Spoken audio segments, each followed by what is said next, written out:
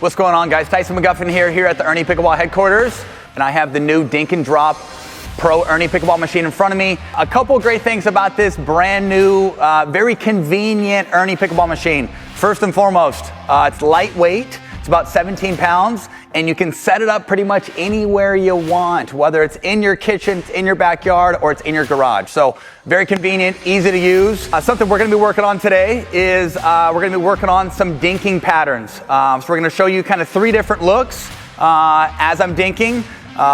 Some dinks out of the air, some as half volleys, or I can also take a little step back. I'll be showing you a mixture of different dinks, like a lift dink or a push dink, and I'm also gonna be adding different spins like slice and topspin.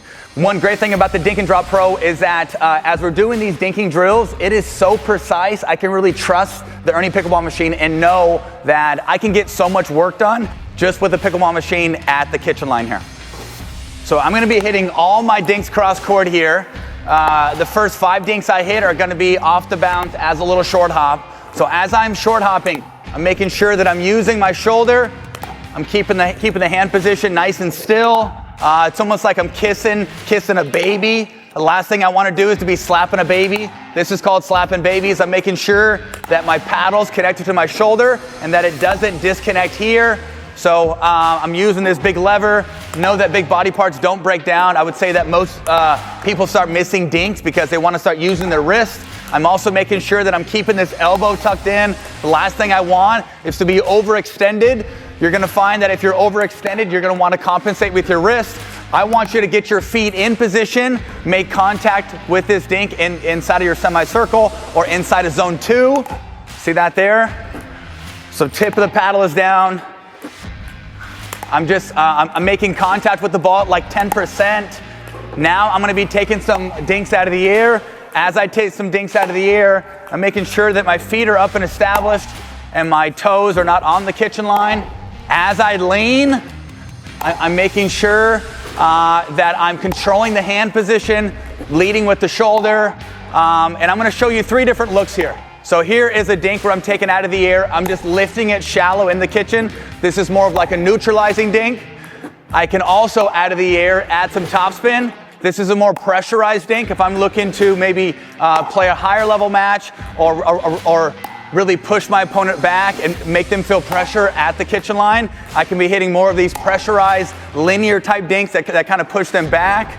And I'm doing that by kissing the butt of the ball. I'm kissing the butt of the ball and just giving the ball like a little soft tissue massage. I'm making sure that when I create or when I add spin, that I'm not overcompensating. I'm not using a lot of wrist. All I'm doing is, let's say this is point A, that's point B. I'm just barely lifting up the butt of the ball. I'm gonna make sure, since we have this very accurate ERNE Pickleball machine here with us, that we're gonna be really just adding some depth behind the technique out here and then adding some depth behind the drills. So first, we have a netting here that kind of showcases the shallow or the neutral area of the kitchen. If I was to break the kitchen in half, let's say the kitchen's 7 feet on this side, obviously. If I was to break that in half, here's that 3.5 foot line. This is the shallow or the neutralizing zone right here. And if you take a look at this side of the court over here, if you were to pull the kitchen line out about a foot, that zone between the cones and the kitchen line, that's called the pressurized zone. So I'm kind of hitting 2 different dinks here. I'm either hitting a neutralizing shallow dink, or I'm hitting a more pressurized dink. I would say lower levels, they're probably dinking 90% of their balls in more of a neutralizing shallow fashion. Higher level, they're usually dinking with intent and they're dinking with purpose. So just keep in mind, we have the pressurized area, then we also have the neutral area, which is nice and shallow towards the net area. Okay, first we're hitting some short hop dinks. I'm making sure that when I short hop, elbows tucked in, palm is nice and still. I'm hitting it more in like a lifting fashion, and I'm only touching the back 10% of the ball. Treat the ball like a baby, and it's like I'm kissing a baby. The last thing I want to do is to be slapping a baby. So shoulder, big body parts, using my legs. So this is the correct technique on a short hop or on a half volley. Now I'm going to be leaning in, okay? As I lean in, first I'm going to be hitting some neutral shallow dinks. As I lean, I'm making sure that my feet are nice and established. I'm back behind the kitchen here. I'm hitting all these cross court.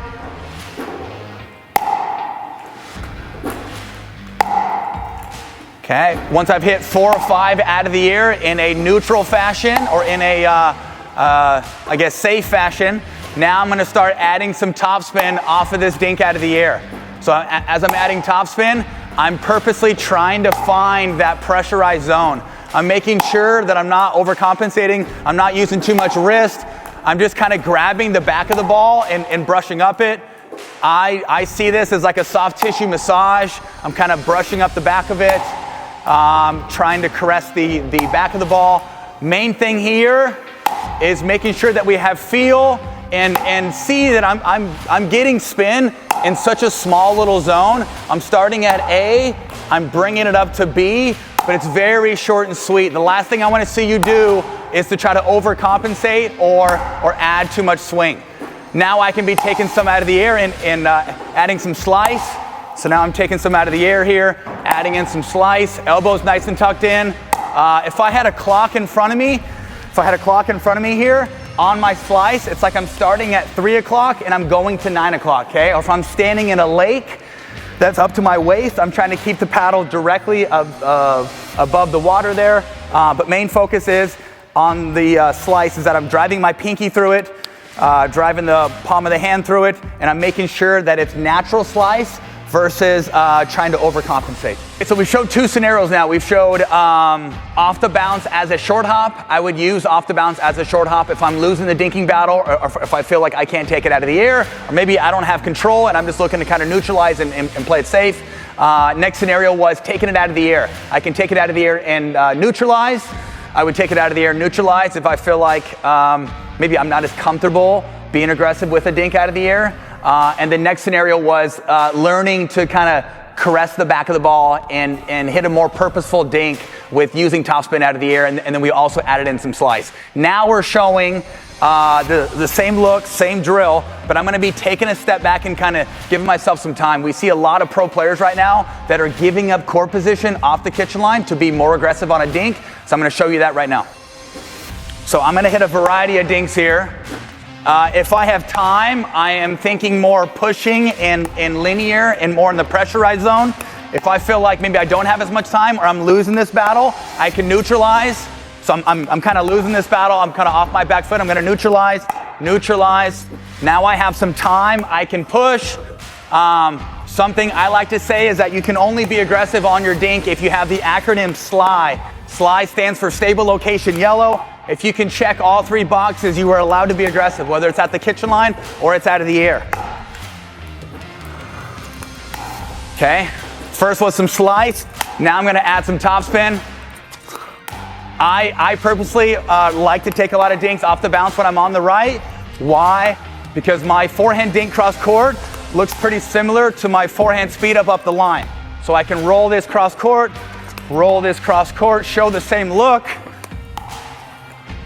Take that, Ben Johns. Take that, baby.